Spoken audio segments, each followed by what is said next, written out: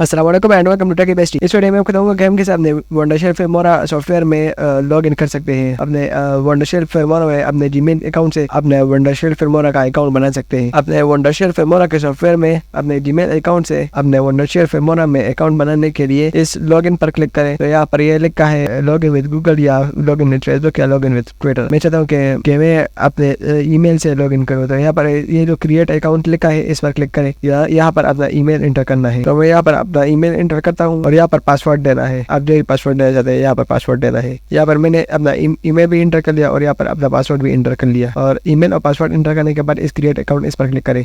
Success your account has been created successfully. अभी मेरा account successfully create हो गया। अभी मैं यहाँ पर बहुत आसानी से अपने वंडरशेयर के वीडियोस को एक्सपोर्ट भी कर सकता हूँ और यहाँ पर मुझे कोई दिक्कत नहीं आएगा। ऐसे ही मोर इंटरेस्टिंग वीडियोस के लिए चैनल को सब्सक्राइब करें, वीडियो को लाइक करें। मिलते हैं किसी नेक्स्ट वीडियो में, तब तक के लिए अल्लाह हाफ़िज़।